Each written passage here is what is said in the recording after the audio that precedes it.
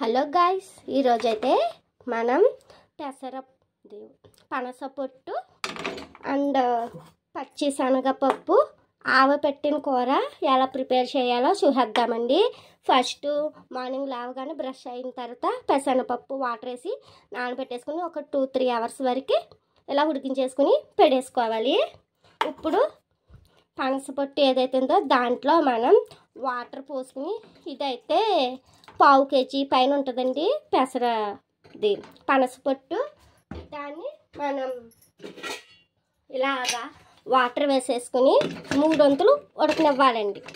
3 వంతులు ఉడికాక అప్పుడు మనం ఇందులోకి చింతపండు వాటర్ వేసి ఉడకబెట్టుకోవాలి. మళ్ళీ చాలా లెంత్ ప్రాసెస్, కానీ టేస్ట్ సూపర్ ఉంటుంది. వెయిట్ చేద్దాం. ఇప్పుడండి ఒక పక్క స్టవ్ ఆన్ చేసేసుకుని బాండీ పెట్టేసుకుని ఆయిల్ అన్నది వేసుకుందాం. అది దేనికోసం అండి? తాలింపు కోసం.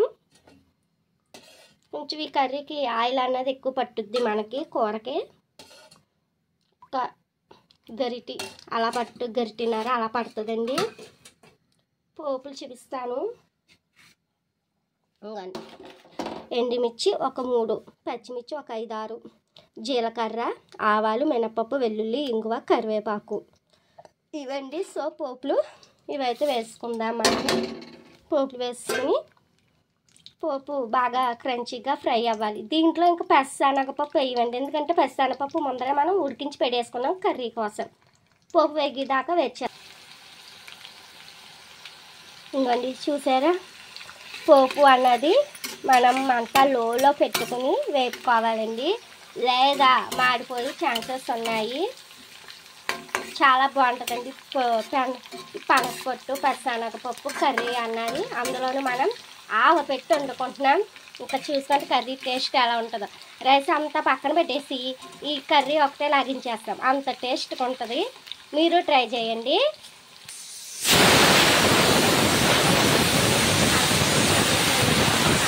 2 విజిల్స్ వచ్చింది, స్టార్ట్ అయింది. ఇప్పుడే 1 విజిల్. ఇంకోండి పోపు అన్నది ఇలాగా వేగిపోయిందండి. పోపు దీన్ని తీసి పక్కన పెట్టేసుకుందాం. ఇంకోండి ఈ పనసపొట్టు అన్నది 5-6 విజిల్స్ వచ్చినాయి. స్టవ్ ఆఫ్ చేసాక కూడా చూసారా, మా కుక్కర్ స్మార్ట్ కుక్కర్, అందుకని ఆఫ్ చేసినా కూడా విజిల్స్ వచ్చేస్తుంది. దీన్ని ఇలా పక్కన పెట్టేసుకొని ఇంకోండి ఇది మంచి నూనెలో ఆవపిండి వేసుకుని కొంచెం సాల్ట్ వేసుకుని బాగా కలుపుకొని రెడీగా పెట్టుకోవాలండి. ఆవపిండి ఏదైతే ఉందో అది. దాన్ని మనం కూర అంతా చల్లారాక అప్పుడు ఈ ఆవపిండి పెట్టుకోవాలి, లేదా చేదొచ్చేస్తుంది కండ్ర. ఇంకండి ఇదైతే మనం గమ్ములు తీసేసుకుని రెజరానా తీసేసుకోవాలండి. ఇంకండి ఇలాగా పట్టుకొని చూస్తే మెత్తగా అవ్వాలి పనసపొట్టు, అప్పుడే మనకి కర్రీ పర్ఫెక్ట్గా వస్తుంది.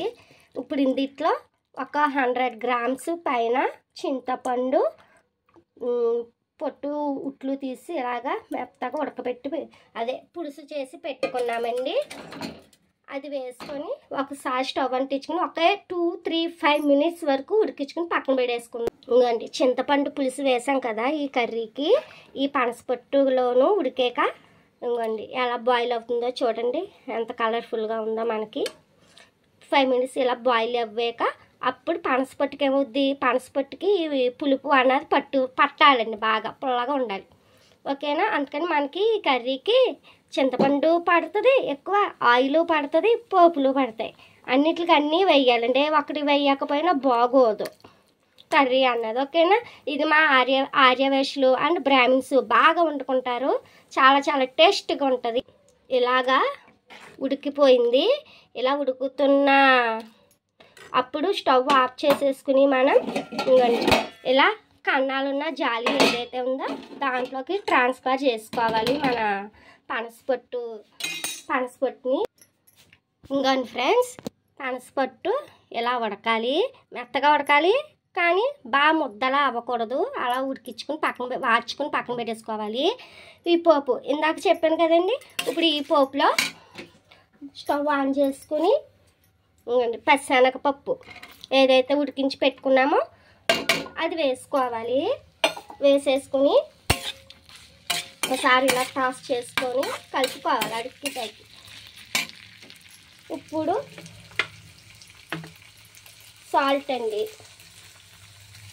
కర్రీకి సరిపడా సాల్ట్,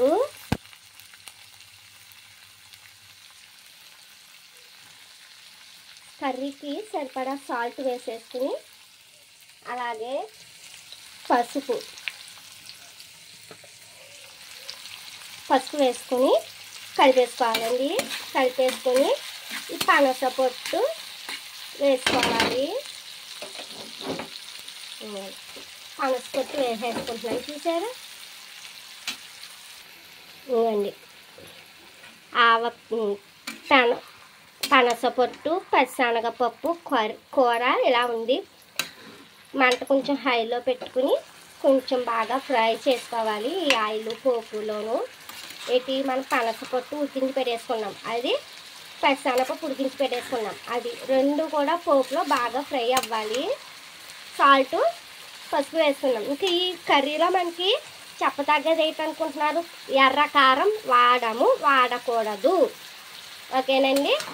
అందుకని ఎండుమిర్చి పచ్చిమిర్చి కొంచెం ఎక్కువ వేసుకోవాలన్నమాట. మనం ఎర్రకారం అసలు వాడము, అందుకనేసి ఇది ఇలాగో ఉంటుంది. చెప్పాను కదండి నేను మీకు పసుపుని ఆవపిండి అండ్ నూనెలో కలిపేసి